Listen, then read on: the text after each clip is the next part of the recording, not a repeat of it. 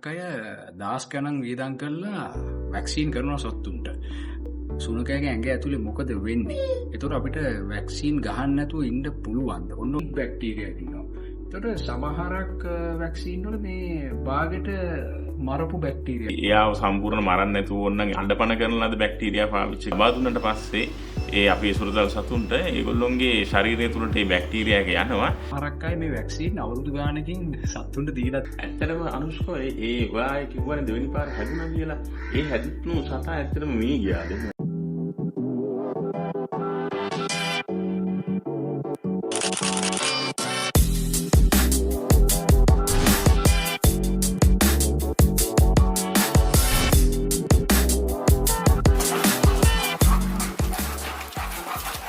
Hello friends, මුලින්ම හැමෝටම සුබ දවසක් කියලා කියනවා. ඉතින් අද ඕන් සෙරන්ඩිබ් YouTube channel එකෙන් ඕගොල්ලන්ට අමුතුම විදිහේ වීඩියෝ එකක් තමයි අරන් ඉන්නේ. ප්‍රෝග්‍රෑම් එකට සම්බන්ධ වෙන පුද්ගලයෝ ටිකක් අල්ලගැනීමේ අවස්ථාවකුත් තිබ්බා. ඉතින් ඒක නිසා පොඩි කාලයක් ගියා මේ ප්‍රෝග්‍රෑම් එක ඕගොල්ලන්ට අරන් ඉන්න. ඉතින් අද මේ ප්‍රෝග්‍රෑම් එකෙන් ඕගොල්ලන්ට අරන් එන්නේ මෙන්න මේ එන්නත් කිරීම නැතහොත් වැක්සිනේෂන් සම්බන්ධ වීඩියෝ එකක්. ඉතින් අපි දන්නවා ගොඩක් අය දහස් ගණන් වියදම් කරලා වැක්සීන් කරනවා සත්තුන්ට. ඒ වුණාට මේ වැක්සීන් එකක් සුනකයෙක්ට දුන්නා සුනකයාගේ ඇඟ ඇතුලේ මොකද වෙන්නේ? ඒතකොට අපිට වැක්සීන් ගහන්න නැතුව ඉන්න පුළුවන්ද? ඔන්න ඔය වගේ ගොඩක් විස්තර අද මේ වීඩියෝ එකෙන් කතා කරන්න බලාපොරොත්තු වෙනවා. ඉතින් මේකට මම අද සම්බන්ධ කරගන්නවා මගේ මිත්‍රයෙක් වන සඳුන්. ඔහු ඇවිල්ලා ඖෂධවේදියෙක් නැතහොත් ෆාමසිස්ට් කෙනෙක්. ඉතින් අද සඳුන් අපිට පැහැදිලි කරයි මේ වැක්සිනේෂන් එකේ අතීතයේ ඉඳලා මේ වැක්සීන් සම්බන්ධව ඕගොල්ලන්ට තේරෙන භාෂාව. මොකද මේක ඇවිල්ලා ටිකක් සංකීර්ණ සබ්ජෙක්ට් එකක් සහ ටෙක්නිකල් පැත්තක් මේකේ තියෙනවා. ඉතින් මේ දේවල් ඕගොල්ලන්ට තේරෙන විදියට පැහැදිලි කරන්න තමයි අද මම මේ සඳුන්න මේ ප්‍රෝග්‍රෑම් එක සම්බන්ධ කරන්නේ. ඉතින් අපි වැඩි වෙලාවක් ගන්නේ නැතුව දැන් එහෙනම් ප්‍රෝග්‍රෑම් එකට යමු. දැන් අපි දැන් සඳුන්න වොන් සෙරන්ඩිබ් YouTube channel එකට සාදරයෙන් පිළිගන්නවා. ඉතින් සඳුන් අපේ මේ බලන ඔඩියන්ස් එකට ඔයා ගැන පොඩි හැඳින්වීමක් දෙමු නේද දැන්? ඔව්, ඇත්තටම අනුෂ්ක මම ඖෂධවේදියෙක් විතරක් නෙමෙයි. ඇත්තටම මම පෙට්ලවර් කෙනෙක්. මම ඇත්තටම අපේ ගෙදරත් පෙට්ලා ඉන්නවා. මම පොඩි කාලේ ඉඳන් පෙට්ලා හදපු එහෙම කෙනෙක්. ඉතින් මම ගැන කියන්න මම ඇත්තටම 2008 වසරේ තමයි ඖෂධවේදියෙක් විදිහට හිටියේ. ඊට අමතරව මම සෑහෙන කාලයක් ඔය ෆාමසි වල වැඩ කරලා තියෙනවා. ඒකට මම දැකපු දෙයක් තමයි මිනිස්සු ඖෂධ ගන්නවා වගේම ප්‍රමාණයක් සමහරක් අය සතුන්ට ගෙනියනවා. ඒකට ඒගොල්ලෝ සමහරක් අය වැරදි විදිහට ඒ දේවල් පාවිච්චි කරනවා. ඒ වගේම ගොඩක් වෙලාවට ඒගොල්ලෝ ඒ ඖෂධ භාවිතා කරන ක්‍රමය ගැන හරියට දැනුමක් නැහැ කියලා මට ගොඩක් වෙලාවට තේරෙනවා. ඊට ගොඩක් හේතු තියෙන්න පුළුවන්. මොකද සමහරක් ඖෂධ ගැන තියෙන පොත්පත් ගොඩක් ලියවිලා තියෙන ඉංග්‍රීසි භාෂාවෙන්.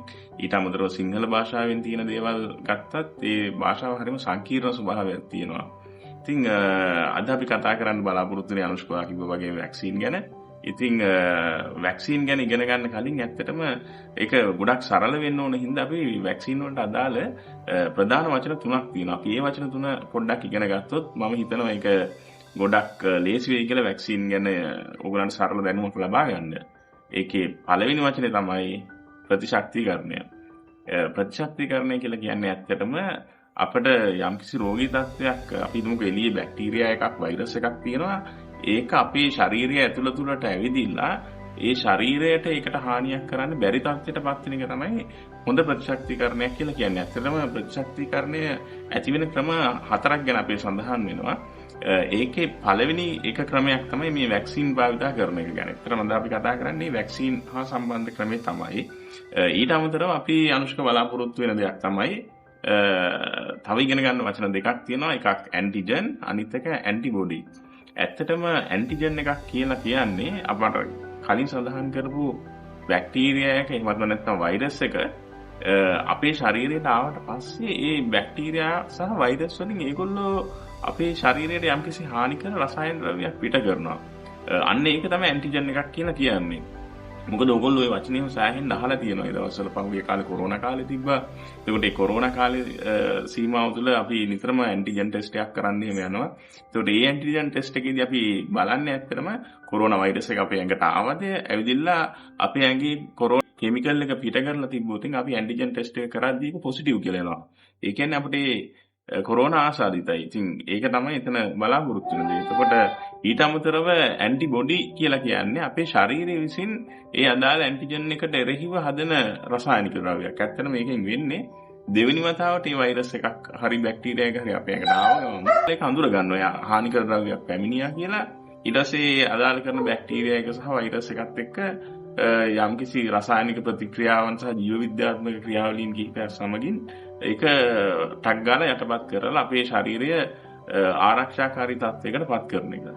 ඉතින් ෆ්‍රෙන්ඩ්ස් දැන් සඳුන් පැහැදිලි කරා මේ වැක්සිනේෂන් එක සම්බන්ධව ඒකට අවශ්‍ය මේ කියන වැක්සීන් කියන අපි කොන්සෙප්ට් එක තේරුම් ගන්නකොට අපිට වැදගත් වෙන වචන කීපයක් තියෙනවා. ඒකත් සඳුන් පැහැදිලි කරා.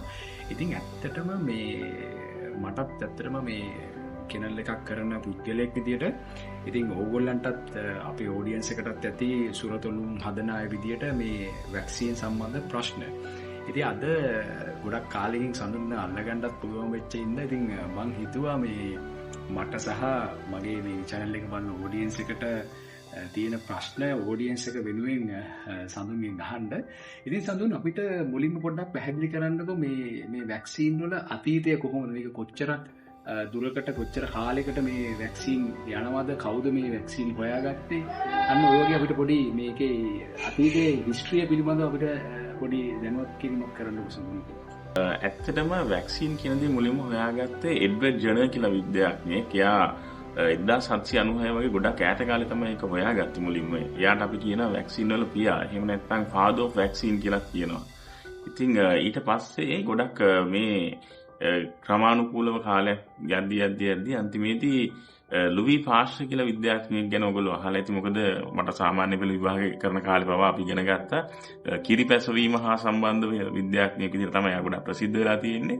ඉතින් ලුවී පාස්ටර් ඒ කාලේ අමුතු සොයා ගැනීමක් කරනවා. ඒ කියන්නේ ඒ කාලේ තිබ්බා ඇන්ට්‍රැක්ස් කියලා රෝගයක්. ඔයගොල්ලන්ට මතක ඇති. ඉතින් පහුගිය කාලේ ත්‍රස්තවාදී සංවිධාන පවා ඇන්ට්‍රැක්ස් බැක්ටීරියා එක පාවිච්චි කරලා යම් ත්‍රස්තවාදී කටයුතු කරන්න යා කියලා ආරංචියක් තිබ්බා. හැබැයි එහෙම දෙයක් වාසනාවට උනේ නැහැ. ඇත්තටම මේ ඇන්ට්‍රැක්ස් බැක්ටීරියා එක ලොකු ප්‍රශ්නයක් වෙලා තිබ්බා 1700 ගණන් වල. ඉතින් ඒ කාලේ ඇන්ට්‍රැක්ස් ඉඳ ගොඩක් බැටළුව නැති වුණා. ගොඩක් ඒ වගේ ගොවි සහ ෆාම් වලට දැඩි ලෙස හානිදායක තත්ත්වයක් ඇති වුණා.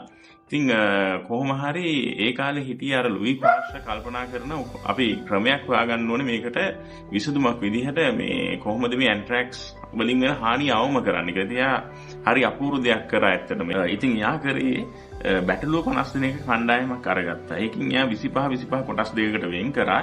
ඒකේ එක 25 දෙනෙක්ට යා කරන්නේ ඇන්ට්‍රැක්ස් ආසාදනීය වෙච්ච බැටළුවෙක්ගෙන් රුධිරය අරගෙන ඒක යම්කිසි ආරක්ෂිත ක්‍රමවේදයක් පාවිච්චි කරලා ඒ රත් කිරීමක් වගේ එකක් කරලා ඒ 25 දෙනාට සිරින්ජරයක් ආධාරයෙන් අර රුධිරය ලබා දෙනවා.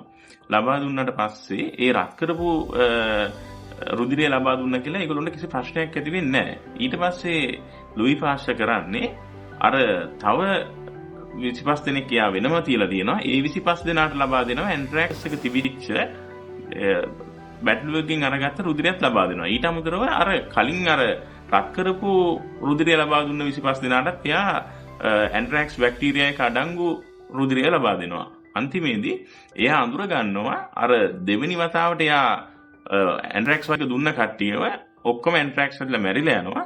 ඊට අමතරව එයා අර ලබා දුන්න කලින් රත් කරපු රුධිරය ලබා දුන්න කට්ටිය බේරෙනවා. ඉතින් එතනදී ලුයි පාස්ටර් තේරුම් ගන්නවා මෙතන මොනවා හරි දෙයක්. ඒ කියන්නේ අර කලින් බැක්ටීරියා එක හැදිච්ච කට්ටියගේ රුධිරය තිබිච්ච හින්දා තමයි මේගොල්ලෝ මැරුන්නේ නැත්තේ කියලා. මොකද ඒගොල්ලොන්ට ඒක ලබා දුන්නේ හින්දා. ඉතින් එයා එතනදී තේරුම් ගන්නවා මොනවා හරි මෙතන දෙයක් තියෙනවා. ඉතින් එයා ඊට පස්සේ කරේ මේ නිතරම අර ඇන්ට්‍රැක්ස් හැදිච්ච කට්ටියගේ රුධිරය අරගෙන අර වගේ රත් කරලා ඒක ආරක්ෂිත ක්‍රමවේදයක් මගින් නිරෝගී බැටළුවන්ට ලබා දෙනවා ලොකු ප්‍රමාණයකට. ඊට පස්සේ මේ ප්‍රමාණයෙන්ම ආයි ඇන්ට්‍රැක්ස් තියෙන තැන් වලට ගියාට ඒගොල්ලන්ට මේ ඇන්ට්‍රැක්ස් බෝ වෙන්නේ නැහැ. ඒක තමයි ඇත්තටම වැක්සින් වල පදනම බවට පත් වෙන කාලයක් එක්කලා. ඉතින් අනුෂ්ක ඔන්න ඔහොම තමයි ඇත්තට මේ වැක්සින් වල පදනම ඇති උනේ ඇන්ට්‍රැක්ස් බැක්ටීරියා එකත් එක්කලා. ඉතින් ලුයි පාස්ටර් ඊට පස්සේ කරා ඒගොල්ලෝගේ තව වැක්සින් කීපයක් හොයාගත්තා. රේබීස් වලට එහෙම නැත්නම් ජලජීවිතිකා වැක්සින් එක හොයාගත්තා.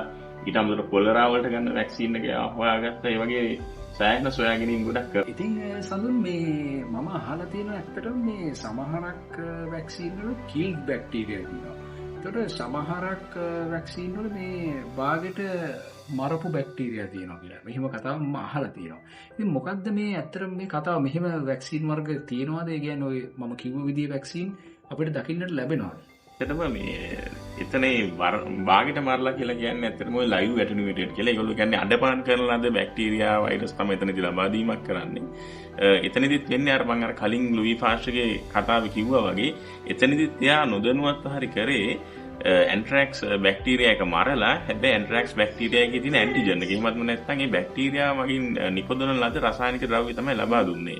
ඉතින් දැන් ලෝකෙ සායන දියුණු මට්ටමේ තියෙන කාලෙක ඒකෙදී එයාව සම්පූර්ණ මරන්න නැතුව ඕනනම් අඬපණ කරන ලද බැක්ටීරියා පාවිච්චි කරනවා. එතකොට ඇත්තටම වෙන්නේ ඒ එන්නත ලබා දුන්නට පස්සේ ඒ අපේ සුරතල් සතුන්ට ඒගොල්ලොන්ගේ ශරීරය තුළට ඒ බැක්ටීරියා එක යනවා.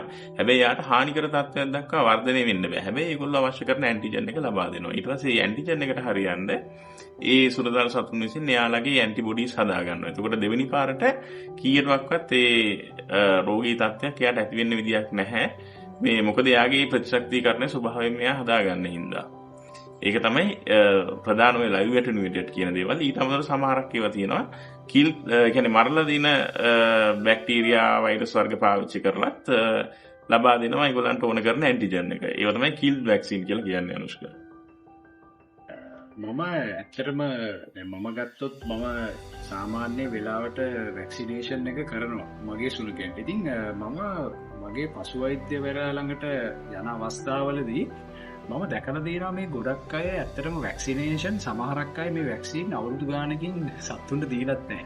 ඒ වෙලාවේදී මම දැකලා තියෙනවා මගේ පසුවෛද්‍යවරයා ඒගොල්ලන්ට උපදෙස් දෙනවා මේ වැක්සිනේෂන් වෙලාවට කරන්න ඕනේ. එහෙම කියලා. ඉතින් මට පොඩ්ඩක් මේක දැනගන්න කැමැත්තක් තියෙනවා. මේ ඇත්තටම මේ වැක්සින් සතුන් අපිට මේ සතුන්ට ගහන්න නැතුව ඉන්නව බැරිද? වැක්සින් අනිවාර්යයෙන්ම දෙන්න ඕන. ඔව් අනුෂ්ක ඇත්තටම වැක්සින් කියන දේවල් අනිවාර්යයෙන්ම ලබා දෙන්න ඕනේ. මොකද මේ එහෙම නැත්තම් වෙන්නේ සමහර රෝගී තත්ත්වයන් තියෙන ඒවා සෑහෙන භයානක විදිහට ඒගොල්ලන්ට ඇති වෙන්න පුළුවන්. ඊට අමතරව සමහරක් සතුන්ට ලබා දෙන වැක්සින් ලබා දුන්නේ නැත්නම් ඒවෙන් ඇති වෙන රෝගී තත්ත්වයන් සුරතල් සතුන්ට වගේම ඒගොල්ලන්ගේ ආදරණීය හිමිකරුවන්ට ළමයින්ට ඒගොල්ලන්ට පවා ওই ජල බීජිකාව වගේ රෝගී තත්ත්වයන් ඇතුණොත් ගොඩාක් හානිකර තත්ත්වයක් ඇති වෙනවා. ඉතින් ඒ වගේම තමයි වැක්සින් ලබා දුන්නාම තව ගොඩක් හොඳ දේවල් වෙනවා. සමහරක් දේවල් ඔය වසුරිය වගේ දේවල් මේ ලෝකෙම අයින් කරන්න පුළුවන් උනේ වැක්සින් හින්දා. ඒ වගේම සමහරක් රෝගී තත්ත්වයන් ඔය පෝලිය වගේ දේවල් රටවල් වලින් සම්පූර්ණයෙන්ම නතර කරලා තියෙනවා මේ වැක්සින් ලබා දීම හින්දා. ඇත්තටම වැක්සින් කියන දේවල් ලබා දෙන්න ඕනේ නිසි කාල වේලාවට. ඒක ඇත්තටම පශු වෛද්‍යවරයා ළඟේ කාලසටහනක් තියෙනවා. ඒකට අදාළ ඔයගොල්ලෝ ඒක ලබා දෙන්න. ඒක තමයි කියන්න තියෙන හොඳම දේ. ලබා දෙන්නම අවශ්‍යයි කියන එක. ඉතින් අනුෂ්ක ඒ වගේ මම මේකට තවත් පොඩි දෙයක් එකතු කරන්න කැමතියි. ඒ තමයි ඔයගොල්ලෝ වැක්සින් බුක් එකක් තියෙනවා. ඒක නිතරම මේන්ටේන් කරන්න. මොකද ඒකෙන් ගොඩාක් වාසි ප්‍රයෝජන තියෙනවා. එකක් ඔයගොල්ලෝ ලබා ගන්න වැක්සින් එකක් අපි හිතමුකෝ වෙනත් වෛද්‍යවරයෙක් ළඟට හදිස්සිය හරි ගියොතින් එයාට දෙවෙනි වතාවට ඒ කියන්නේ ඒක රිපීට් වෙන්න පුළුවන් අත්වැරදීමකින් ඒක නතර වෙලා යනවා. ඊට අමතරව සමහරක් වැක්සින් වර්ග තියෙන බූස්ටර්ස් ලබා දෙන්න ඕනේ. ඒ කියන්නේ ඒකම අපි ඊළඟ වැඩසටහනකදී කරන්න බලාපොරොත්තු වෙන බූස්ටර් වැක්සින් ගැන. ඒ වැක්සින් රිපීට් කර කර යන එකක් තියෙනවා. ඒ දේවල් වලට ගොඩක් පහසු වෙනවා. ඔය දේවල් ඊටත් අමතරව සතාට යම්කිසි අසනීප තත්ත්වයක් නැත්නම් යම්කිසි රෝගී තත්ත්වයක් නැත්නම් අනිවාර්යයෙන් මේගොල්ලන්ට වැක්සින් ලබා දෙන්න ඕනේ නියමිත කාල සීමාවන් තුළදී. ඇත්තටම වැක්සින් ලබා ගත්තට පස්සේ ඔයගොල්ලෝ අවධානය යොමු කරන්න ඕන කරුණු කීපයක් තියෙනවා. ඒ තමයි ඒගොල්ලෝම නෑවීම කරන්න යන්න එපා වැක්සින් එකක් ලබා දුන්නාට පස්සේ. ඊට අමතරව ඒගොල්ලන්ගේ සාමාන්‍ය තියෙන ක්‍රියාශීලීභාවයේ යම්කිසි අඩුවීමක් තිබ්බොත් ඒ වැක්සින් එක ලබා දුන්න වෛද්‍යවරයාව හම් වෙන්න. මොකද සමහරක් වෙලාවට ඉතාමත් කලාතුරකින් වැක්සින් වර්ග ඇලර්ජි වෙන්න පුළුවන් සතුන්ට. එතකොට ඒක ප්‍රතිකාර ලබා ගන්න පුළුවන් ඒ වෛද්‍යවරයාට. ඒ දේවල් තමයි ප්‍රධාන දේවල් වැක්සින් ලබා දුන්නට පස්සේ ඔයගොල්ලෝ කරන්න ඕන දේවල් විදිහට තියෙන්නේ. ඉතින් සඳුන් මම කැමතියි මේ මගේ පොඩි පර්සනල් එක්ස්පීරියන්ස් එකක් ෂෙයා කරන්න. මගේ මීට අවුරුදු ගණනාවකට කලින් මොකද මම කලින් කිව්වොත් වගේ මම සාමාන්‍යයෙන් ඇවිල්ලා හරිම වෙලාවට වැක්සිනේෂන් කරන පුද්ගලෙක්. ඉතින් මගේ එක සුනකයෙක්ට මේ බූස්ටර්ස් දීලා තියෙද්දිත් මේ සුනකයාට පාවෝ හැදුනා ආපස්සට. ඉතින් මේ දැන් මේ වැක්සිනේෂන් කරලා තියෙන සත්තුන්ට සාමාන්‍ය එක මගේ වෛද්‍යවරයා සාමාන්‍යයෙන් පිළිගත් ආයතන වල තමයි වැක්සිනේෂන් තමයි කරන්නේ. ඉතින් කොහොමද මේකට හේතුව මොකද සඳුන් මේ වැක්සිනේෂන් සම්පූර්ණ වෙලාවට දීලා තියෙන සුනකෙක්ට කොහොමද මේ ආපහු මේ රෝග තත්ත්වේ එන්නේ කොහොමද මේ වගේ සුනකෙක්ට? ඒ හැදිච්චු සතා ඇත්තටම මිය ගියාද? එහෙම ප්‍රශ්නයක් වුණාද ඔයාට? නෑ සතා මිය ගියේ නෑ. මටත් පොඩි අවබෝධයක් තියෙන නිසා අර රෝග ලක්ෂණ වලින් මම ටක් ගාලා සුනකයාව වෛද්‍යවරයා ළඟට අරන් ගියා. මට හිතුණා මෙයාට පාවෝ වෙන්න ඕනි කියලා. ඉතින් ඒක නිසා මම සුනකයා අරන් ගියා. සුනකයාගේ ජීවිතේ නැතුුන්නේ නෑ. මම වෙලාවට ප්‍රතිකාර වලට යොමු කරා සුනකයාව. ඇත්තටම මේ වගේ ඉතාමත්ම කලාතුරකින් ඒ කියන්නේ ලක්ෂයකට එකක් වගේ ඉතාමත්ම අවම සම්භාවිතාවක් යන මේ වගේ දේවල් වෙන්න පුළුවන්. ඒකෙදි ගොඩක් වෙලාවට වැක්සින් එක ලබා දුන්නේ හින්දා ගොඩක් කරාට මිය යන්න සම්භාවිතාව ගොඩක් අඩු වෙනවා. ඒ වගේම අර නිසි වෙලාවට ප්‍රතිකාර වලට යොමු වෙන හින්දා ඒ වාසියත් ඔයාලට තියෙනවා. ඒ හින්දා ඒක සාමාන්‍ය තත්ත්වයක්ම කියන්නේ ඉතාමත්ම කලාතුරකින් වෙන්න පුළුවන් දෙයක් තමයි මේ වගේ අත්දැකීම. ඔයා ඒ දේවල් ගැන ගොඩක් දන්නේ හින්දා ඔයා නියම ප්‍රතිකාරයට යොමු වෙන හින්දා ඔයාගේ සත්ත්ව බේර ගන්න පුළුවන්. ඇත්තටම ඒක තමයි වෙන්න ඕනේ. ටක් ගාලා වෛද්‍යවරයෙක් ගාවට යන්න ඕනේ වගේ වෙලාවකට.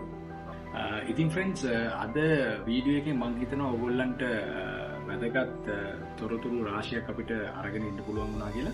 ඉතින් One Serendip YouTube channel එක හැම වෙලේම ගොඩක් ඉන්ෆර්මේෂන් කතා කරන channel එකක්. ඇත්තටම අපි මේ channel එකෙන් අපේ බලාපොරොත්තු තමයි අපේ audience-ලට ඉගෙන ගන්න. ඒ කියන්නේ educational value එකක් තියෙන content ගේන එක තමයි අපේ One Serendip YouTube channel එකේ අරමුණ. ඉතින් මගේ මිත්‍ර සඳුන්ටත් මම ස්තුතියි කියලා කියනවා. මොකද ගොඩක් අමාරුවෙන් තමයි මේ පුද්ගලයා වල්ලගත්තේ. ඉතින් මේ තොරතුරු මගේ ඔඩියන්ස් එකට ලබා දුන්න එකට. ඉතින් ඉස්සරහටත් මම බලාපොරොත්තු වෙනවා වෙලාව තියෙන වෙලාවට සඳුන්වත් සම්බන්ධ කරගෙන මේ වගේ ටෙක්නිකල් මේ බ්‍රීඩින් වල තියෙන මේ ටෙක්නිකල් පැත්ත ගැන කතා කරන්නට. ඉතින් අදට මේ වීඩියෝ එක මම මෙතනින් ඉවර කරනවා. ඊට අමතරව මම ඔයගොල්ලන්ගෙන් පොඩි රික්වෙස්ට් එකක් කරන්න කැමතියි. මේ වගේ කන්ටෙන්ට් තියෙන වීඩියෝස් ඔයගොල්ලන්ට බලන්න කැමති නම් අපේ One Serendip channel එකට ලයික් කරන්න, subscribe කරන්න. ඒක අපිට ලොකු එන්කරේජ්මන්ට් එකක් වෙනවා මේ channel එක ඉස්සරහටත් කරගෙන යන්න. ඉතින් ඒ රික්වෙස්ට් එකත් කරන ගමන් මම අදට මේ වීඩියෝ එක මෙතනින් අවසන් කරනවා. බොහොම ස්තුතියි ඇත්තටම මනුෂ්කමට මේ අවස්ථාව ලබා දුන්න එකට. මම හිතනවා ගොඩක් වටින දෙයක් සුරතල් සතුන්ට ආදරය කරන ඒගොල්ලන්ට ලබා ගන්න ලැබුණා කියලා. ඉතින් අපි බලාපොරොත්තු වෙනවා ඉස්සරහට තව තිබ්බොත් ඒ අවස්ථාව පාවිච්චි කරලා ඔයාලට මේ දේවල් කියලා දෙන්න මිනිස්සුන්ට සාහින ඕගොල්ලන්ටත් ගොඩක් වටිනවා මේ දේවල්. ඒකින්ද බොහොම ස්තුතියි.